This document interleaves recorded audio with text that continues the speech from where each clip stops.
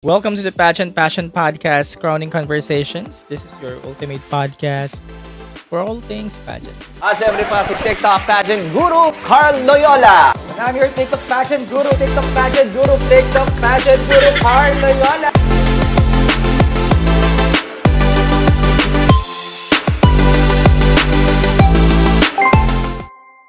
Mga mi! Mga mi. Yes, panalo si Joy Barcoma kaya tayo nag-live ngayon para pag-usapan ang katatapos lang na Miss Philippines Earth. Ayan. And alam ko marami sa atin ang satisfied naman sa resulta. Satisfied ba kayo? Satisfied ba kayo sa resulta? Ha? Sige, pag-usapan natin yan. Deserved. Ayan, sabi ni Robby. Yan. Yes, deserved. Robby, ikaw yung host, ha? Akio, yes. Yes po, deserved ng mga nanalo. Actually, nung umpisa pa lang naman, predicted naman natin na ang mga maglalaban-laban lang din dyan, yung mga matutunog yung pangalan. Ayan, kagaya ni Liz Mabaw, ni Angel Rose Campo Tambal, at ni Joy Barcoma. And then, nung nag-start tayo ng live natin, lagi kong minimension na ang bet ko nga so far si Joy Barcoma. Doon nakakipag-bardagul din naman si Angel tsaka si Liz Mabaw. Ayun, sa huli, ang nanalo nga po ay si Joy Barcoma. Joy Barcoma po ang nanalo, Bacoor City. And kilala nyo naman na si Joy Barcoma, di ba galing siya sa ALB Circle of Pageant sa Miss World Philippines. And then, yun nga, yung nag-announce siya ng candidacy niya for Miss Philippines Earth. Ayun, maingay agad ang pangalan niya. And eventually, siya yung nakakuha ng corona ngayon. Sad lang ako, di nakapasok sa top 5 si Antipolo. Nakapasok siya. Si Antipolo, si Liz Mabaw, siyang, kumbaga, first runner-up, Akio. Ayan, sabi ni OK, sayang daw si La Paz. Sayang, mahirap din kasi siguro pataubin si Joy, even si Liz Mabaw. During the Q&A, parang pantay-pantay na lang sila actually yung sagutan. Yun. Parang ang binasehan nila, face talaga. Beauty of face. Kasi yung dalawang natira, si Liz, tsaka si Joy, halos isang hulma, yung mukha. Parang nagbase sila ngayon sa face. Although last year, face din naman, si Ira Alfeche, face card din. Yun. Siguro mukha talaga. Kay Joy talagang winning low. Tsaka nanlalaman talaga siya ng mic. True. Yung nag-start pa lang iba yung yung glow ni Joy Barcoma, hindi nagbe-blend. Very Chelsea Fernandez daw si Angel. Si Angel ba? Hindi ba si Antipolo? Hindi ba si Liz ang very Chelsea Fernandez? As in, ang lambot, yung ngiti niya, very Chelsea Fernandez. Medyo nabitin ako sa sagot ni La Paz. Pwede naman bumalik. Yun lang. Pero maganda yung laban ni Angel ngayon kasi talagang sumagad siya hanggang top 5, no. Talino ni Miss Bacoor. Experience din kasi yung laban ni Joy Barcoma talaga Although nasa short side si Joy Barcoma, though maliliit sila, even si Angel maliit din. Si Liz hindi naman ganun katangkaran. Pero kasi Hoda naman kasi sa Miss Earth yung height. Pero yun nga, overall, satisfied naman na nakakarami sa pagkapanalo ni Joy Barcoma. And yun nga, mukha talaga yung labanan. Mukha talaga. Yung dalawa, mukha talaga yung yung pinaka-alas kaya umabante. Ayan. Para sa akin, grabe daw ang end answer niya. Powerful. Unlike Leyte, doon kinulang. Yun. Carl, sino hula mo manalo? Joy Barcoma. I am Joey B. Vocal ako ng mga nakaraang live natin. Pag tinatanong ako kung sino bet ko, Joy Barcoma. Anong masasabi mo sa mga bardagulan ng vloggers at ni Miss Del? Nasagot ko na yan, Jet. Last live natin, nasagot ko na yan. Pero mamaya sagutin ko ulit yan. Focus lang muna tayo ngayon sa Miss Earth. Wait lang, replyan ko lang to. Your thoughts kay Miss Nueva Vizcaya. Actually, hindi ko na siya natandaan. Sa top 5, ang parang pinaka dark horse na doon na hindi mo akalaing aabante, si Filipino community of Talahisi, Florida, USA. Kasi hindi naman siya pumapasok sa top 5 ng karamihan. Si Bukidnon, predicted yun sa top 5. Ang isa pang predicted na papasok sa top 5, si Bambang Nueva Ecija ba yun? Ayun, yun siya. Pero ang nakapasok si Florida. Me, my Continental Queen sa Universal Woman. Speaking of Universal Woman, 8 p.m. Indian time. Finals na. Mamaya-maya na yun.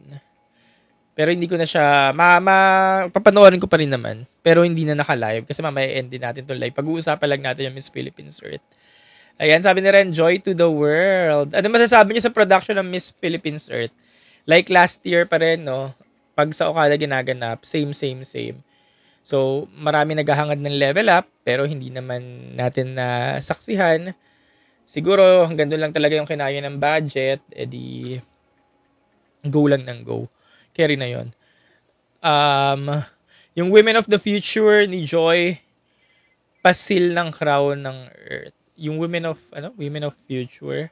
Sinong pinaka-bet yung gown? Sa mga nanalo or sa top 5, ako na-appreciate ko yung gown ni Joy Barcoma. Tsaka iba talaga yung ganda kanina ni Joy. Pati yung gown niya, bet ko. Hindi rin kasi ko fan guys talaga ng mga gown na may mga ganon. Yung may mga tatsulok, ganyan. Yung mga shape. Feeling ko kasi very national costume na ang papunta. Kaya yun, na-appreciate ko yung mga gown na simple lang. Yung mga ganon. Sayang daw si Vegan. Actually, umabante si Vegan, no? Hindi siya matunog, pero napasama siya sa top 10. Bukidnon, ganda rin ng gown. Sabi ni Hey, it's me, Chua. Antipolo daw, sabi ni Kenilia. Yes, gustong-gusto ko naman ang look ni Liz Mabaw. Siya yung Chelsea Fernandez para sa akin. Gusto ko yung buhok, yung hawi ng ngiti. Sumpa daw talaga ang gown ni Leo Almodal. Baka nagkakataon lang naman, Christian. Di malagay ang sash kay Antipolo, sabi ni Arnold. Hello, anong famous nila sa music sa production number? AI daw po. Sino sabing AI daw? Replay ko ulit mamaya kasi hindi ko na umpisahan. Replay ko mamaya yung production number. Sabi ni I am Joey, ang haba ni Joy sa gown niya. Pero pagtabi ni Reigning Queen, mas matangkad pa. Si Joy ang mas matangkad pa pagtabi ni Reigning Queen. Malaki ang chance na may babalik tayo sa top 4. Actually, oo, kasi yung Beauty of Face. Beauty of Face plus Kudeera. Mukhang may kalalagyan naman pagdating sa mismong Miss Philippines Earth. Tsaka, ang isa pang bentahe kasi ni Joy, sikat kasi si Joy eh. Kumbaga, solid yung fanbase. Kaya siguro sa kanya na binigay. Joy to the Earth, sabi ni Canlia. Parang Ilyana dating unexpected to win. Oo, parang ganun. Yung candidacy niya ngayon. And talaga ngayon, no, ngayong mga pageantry, yung pageantry setup ngayon, talagang pag malakas ka talaga sa mga fans, pag kilala ka talaga, ganun. Mukhang ikaw at ikaw pa rin talaga. Alam mo, chika, about sa Mr. Pilipinas Butuan, sabi ni Ryan Patrick, na pag-usapan na rin natin yan last live. Hindi ko alam yung punot dulo. Nabasa ko lang sa mga pages yung statement niya, pero hindi ko alam kung ano talaga yung nangyari. Naglabas na rin ng statement ang Mr. Pilipinas Worldwide about dyan. At yun nga, hindi nila sinusuportahan yung mga ganyang pangyayari at gagawa nila ng aksyon. Universal Woman, yes, Rans, mamaya. 8 p.m. Indian time yun. So, mamaya-maya na din yun. Yes, finals na po. Universal Woman, Jasmine Omay. So, yun naman yung abangan natin. Maya-maya lang. Sabi ni Omeng, sana di mapolitika sa ME kasi baka ma-issue na dahil 25th anniversary ay ibibigay sa Philippines. Tingnan natin ha kung performer naman si Joy at obvious naman na alam mo yun, nakapanapanalo siya pagdating ng mismong Miss Earth. Kahit sabihin nilang ibinigay kahit 25th anniversary kung performer naman, wala lang din. Bahala sila. Kaya yun. Sana mag-back-to-back tayo sa Miss Universal Woman naman, sabi ni Jonel. Sige, abangan natin yan mamaya. Pero ako hindi ako nag-expect ng back-to-back. Basta first runner-up, okay na ako. Or top 5. Who won po? Joy Barcoma, again sa mga viewers natin. The 25th anniversary of Miss Philippines Earth. Yan. Na-conclude na po siya at ang nanalo sa 25th edition ng Miss Earth Silver Anniversary, Joy Barcoma of Bacoor City. And Joy Barcoma is somehow predicted din naman na. From Pangasinan din pala si Joy, hindi ko po alam kasi ever since Bacoor naman ang nire-representa niya. Sabi ulit ni I am Joey, bongga yung bukid noon. Marami silang pambato actually. And si Bukidnon, yun nga sabi ko kanina, predicted na rin siya sa top 5. So, hindi rin ako nagtaka. Sabi ni JD, grabe, di ko kinaya. Lahat sila magagaling. Baka binigay na yung tanong. Baka binigay na. Pero yun nga, wala naman na choke sa kanila sa Q&A. Tama ka, lahat nga sila magagaling. And yun, lahat sila performer. At magaganda silang lahat. Grabe yung top 5 this year. Sabi naman ni JD. Correct. What if BBB? Hindi na. Pahinga na si BBB. Tsaka Miss Universe lang naman ang gusto niya. Yan. Sabi ni Your Fave, sayang din daw si Vegan. Yes, napanood na. Sagot natin kanina. Tapos na po. Yes, tapos na Polar. Pandibulacan. Actually, isa rin yan sa mga predicted na naaangat. Nag-top 10 ba to si Pandibulacan?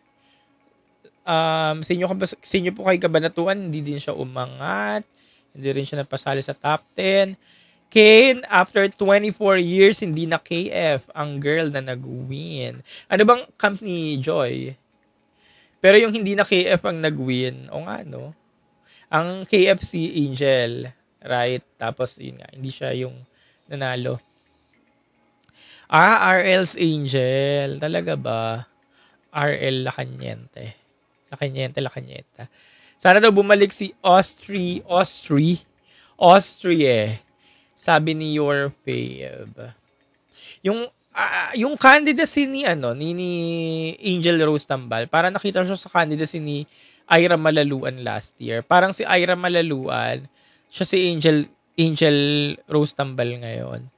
Yung parang heavily favorite din, ganyan. Tapos ending, Elemental Queen. At hinahanap ko kanina si Ira Malaluan. Hindi siya nabanggit, no? Kahit yung dun sa mga acknowledgement, hindi sinabi yung pangalan niya. Ano kaya nangyari sa kanya? La Paz Leyte, sana bumalik daw. Tingnan natin kung gusto niya pa ba. Pero yun nga, ay yung pinaka-realization ko kung bakit ang umusad talaga si Liz tsaka si Joy Barcoma kasi magkamukha sila. Tapos yung ganda talaga, iba yung ganda nila. Yun nga, yung mga winning glow, yung talagang nag-glow kanina, yung sama-sama sila. Sila talaga yung nag-shine, silang dalawa. Yun yung napagtanto kung bakit sila. Kasi sa Q&A, parang patas-patas lang din naman sila eh. Sa Evening Gown, patas-patas. Although sinasabi nyo nga kanina, nakulangan kayo kay Angel. Pero for me, parang patas-patas na lang sa Q&A. Grabe yung ganda ni Antipolo. Pwede sa Miss International. True, nagbinibining Pilipinas siya. Kailan siya nagbinibining? Last year ba? Last year ba yung batch nila Angelica Lopez? Basta nagbinibini siya. Yes po, mamaya ng Universal Woman. Universal Woman, maya-maya na. Ayan. Ano po yung prototype ng MPE? Actually, hindi ko na din alam. Basta siguro maganda. Basta, kasi hodang maliit, matangkad. Ano na lang siguro. Parang ngayon maganda. Yung as in Diyosa yung mukha. Tapos, dagdag na lang na dapat sikat ka at bet ka ng mga pageant fans. Maraming fan base. Malaki yung fan base. Parang doon na sila papunta. Hindi na sa kung ano yung causes or what. Parang ganun na siya. So, next year, pag may, alam mo yun, yung mga sikat talaga, yun, matik yun. Tapos, basta maganda ha. Feeling ko dun sa Diyosa na mukha. Diyosa na sikat. Yun. Yun, again, Universal Woman po, maya-maya na siya mangyayari, pero hindi na tayo magla-live, pero papanoorin ko siya. Tapos, baka bumalik na lang ulit ako ng live pag may nanalo na. Especially kung mananalo si Jasmine Omay, kung mababack to back niya. And ayun, ulit, alam ko lahat kayo satisfied sa naging resulta ng Miss Philippines Earth. Abangan natin, Joy Barcoma sa darating na Miss Earth pageant. Galing yon Karen Ibasco 2.0. Sino? Lee Jai Ho. Ayan, sabi naman ni Bert Bacoor with smiley na may heart. Ayan, satisfied din siya sa naging resulta. And ano pa ba? Pero ako overall satisfied ako sa top 5. Yung parang sila rin talaga yung nag-perform, ganyan. Nagulat lang ako kay Tallahassee, kay Philcom Tallahassee. Pero ano siya ilitaw yung ganda niya kanina eh. Akala ko nasa Okada ka, wala po. Sabi ko sa bahay lang din ako, mas komportable ako pag nakaupo lang sa bahay tapos nasa harap ng screen. Ibalik kaya ulit Miss Earth Philippines ang corona, sabi ni Cray. Ibalik kaya ulit ng Miss Earth sa Pilipinas ang corona, pwedeng mangyari kasi 25th anniversary. Tapos, palaban naman yung kandidata natin. Bakit hindi? Palaban naman yung kandidata natin. Bacoor talaga from the start, sabi ni Bray. Yes po. Diba? Paulit-ulit natin sinasabi simula ng umpisa. Ay, Joy Barcoma yan. Joy Barcoma. Though, ayun nga, nandyan si Angel, nandyan din si Liz Mabaw, ganyan. Pero, ayun, na-elbow talaga ni Joy, no? Pero deserve ni Bacoor, ganda niya, matalino pa, sabi ni Manny. What if daw Jasmine Bungay for Miss Philippines Earth? Feeling ko yun, tapos na rin siya sa Binibini. I mean, okay na sa kanya yun. Kung may sasalihan to si Jasmine Bungay, baka Miss Universe Philippines na. Yes, sabi ni Bryce na sasayangan daw siya kay Vegan, gandang bata. Yun ang maganda, kasi bata pa, maganda. So, marami pang pwedeng puntahan. Again, remember, Ileana Aduana. Si Liana nanalo na nga, pero di ba sumakabilang bakod pa. And marami pa tayo mga Miss Philippines Earth Queens na nagtagumpay naman outside Miss Philippines Earth. Like Gabi Basiano, Chelsea Fernandez. Ayan. Di ba mga galing Miss Earth Philippines. Even Ariela Arida. Ayan. Galing silang Miss Philippines Earth. Ayan. So, nagiging naman nila, stepping stone. What went wrong daw kay Las Piñas? Sabi ni Engineer Jomar. Actually, hindi ko rin alam. Siguro kinulang lang talaga. Yung mga pumasok kasi, yun na rin, yun eh. Yun na rin. Gwen Soriano naman daw for MP 2026, sabi ni Canlia. Pwede kung gugustuhin niya, pero pag ayan talaga ang sumali doon, tapos mukhang walang naging matinding kalaban, mukhang sure win na yan. Update po, yes po, ayun na nga, kinoronahan na nga si Joy Barcomas ng Miss Philippines Earth 2025. Tapos ang first runner-up niya, si Liz Mabaw, and then sumunod ay si Angel. And mamaya-maya lang, yun na nga po, Universal Woman Finals na, Jasmine Omay. So, abangan naman natin kung kaya niya mag-back to back. Ayan, Venus Ra. Yes po, nakalimutan ko. Hey, Kate. Ayan, Venus Ra. Elemental Queen din yon. Napanood ko siya nung time niya eh. Gandang-ganda nga ako sa kanya nun kasi ang itim niya. Black talaga siya si Venus Ra nung time niya. Kulot.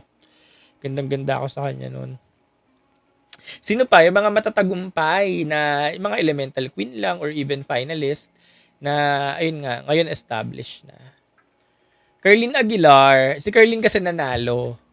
Siya yung winner ng inaugural winner, si Chelsea Fernandez, Elemental Queen. Then after nun, yun na, naging stepping stone ni Chelsea Fernandez. Kaya pagdating niya ng Binibini, same with Gabi, yan, makakilala sila talaga.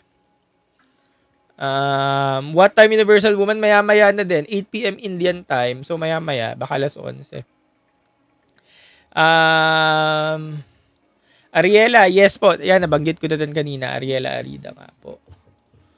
Yun.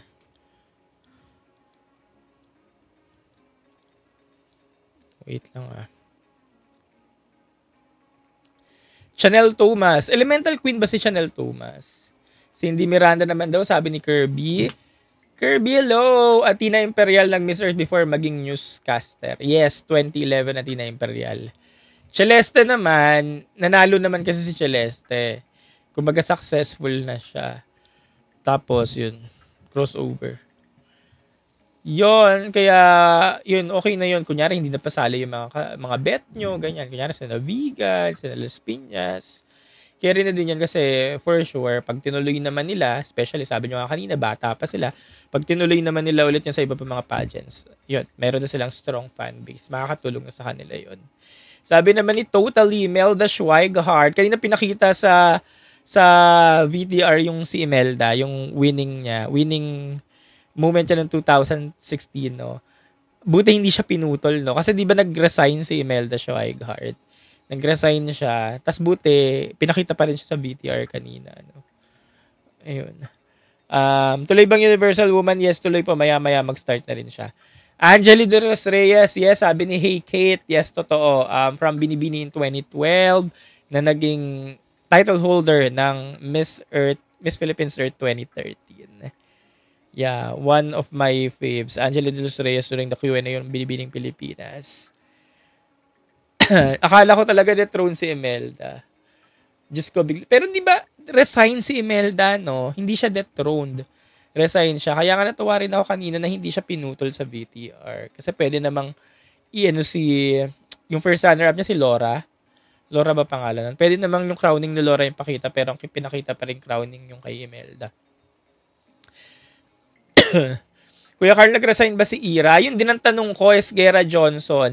Si Ira Malaluan, hinahanap ko din kanina. Sabi ko, ba't hindi man lang in-acknowledge si Ira? Ang alam ko kasi si Ira nasa ibang bansa. Kasi flight attendant siya ng, ano bang airlines ni Ira? Saudia? O Emirates? Basta flight attendant siya. Sabi ko, baka hindi lang naka-attend. Pero hindi siya ina-acknowledge, no? Kahit yung mga picture niya, hindi pinakita, pinuputol. Kaya, baka nag-resign, hindi lang announce. Baka resign.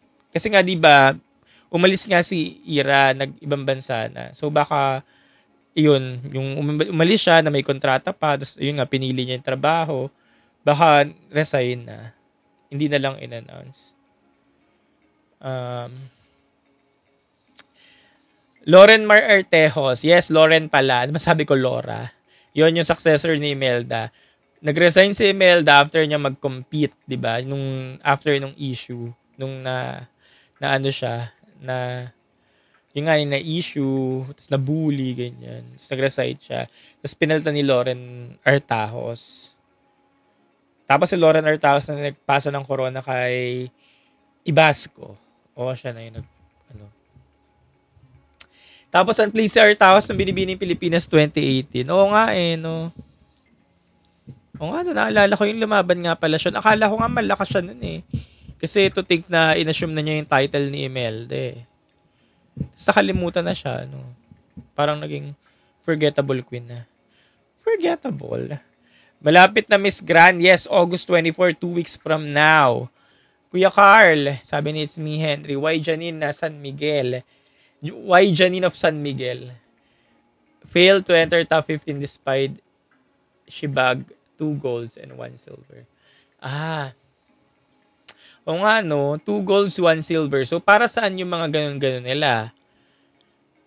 So, ibig sabihin, yung mga ganun-ganun nila, yung mga gold medalist, silver medalist, hindi siya talaga magde-determine para makakuha ka ng placement. Kumbaga, activities lang siya outside dun sa pagpili ng mga top 15, top 14, ganyan.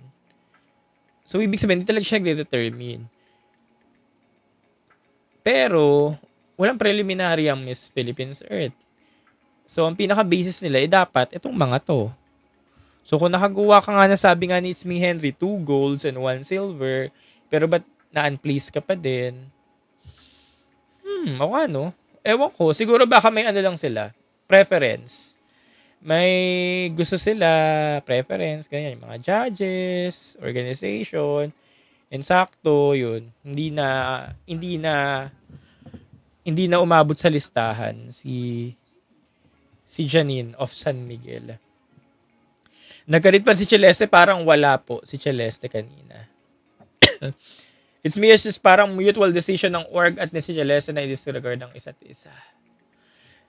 Mutual decision ng org at ni Celeste. Pwede. Bakit ba hindi ba welcome si Celeste sa Miss... Hindi na ba welcome si Celeste sa Miss Philippines Earth? Sabi ni Hey Kate, Sandra Seifert disqualified sa Binibining Pilipinas 2009. Tapos nanalo naman nung sumali sa Miss Philippines Earth. Yes po. Diyos ko, naabutan ko yan. Napanood ko pa si Sandra Seifert nung Parade of Beauties eh. Nakapag-Parade of Beauty pa siya eh. Tapos after 2 days, the throne. Tapos yun, finals na. Pero sila pas talaga may winning glow kanina, sabi ni Kirby. Talaga ba, Kirby, na nakita mo yung winning glow kay kay Leyte? Nag-level up. For me, level up si Angel. Simula nung MU page stint niya hanggang ngayon. Ayun, kita mo naman talaga yung level up. Sandra Seifert disqualified sa Binibini. Yes po. Ang reaction mo naman kay Angel Tambal. Yun nga po, G, sabi ko nga kanina, na-appreciate ko yung mga ginawa niya. Kasi level up yun ng mga ginawa niya ng MUPH. However, yun nga, sabi nga rin ni Kirby kanina, hindi talaga destiny. Hindi naman sa mahirap kasi talunin si Liz mahirap talunin si Joy Hindi naman sa ganoon kasi parang pantay-pantay lang din yung performance nila Q&A, ganoon. Halos at pantay-pantay lang talaga. Yung preference lang talaga ng mga judges, preference ng organization, ay kay Joy lang talaga. Galing din ni Joy. Pero yun nga, wala kung beauty kasi talaga nangunguna yung dalawa Yung last two standing, sila talaga pagdating sa beauty of face Kaya siguro yun yung malaking factor. Tapos, pare-pares naman nakakapagsalita, doon sila sumugol sa beauty of face talaga. Lakas laban sa Miss Erk, sabi ni Rezi Vilicious. Pandibulakan rin naman. Pandibulakan rin, sabi ni Rezi. Sayang si Pandi, sabi ni RJ. Yan. Ang ganda po ni Roxy at Yana, ang liit ng bewang, sabi naman ni Ken Lia. Ano sabi ni John Rex? Beauty of face, body, tas advocacy and intelligence po determine ata ng papasok sa top 50. Ayun, sinagot na ni John Rex. Yes po.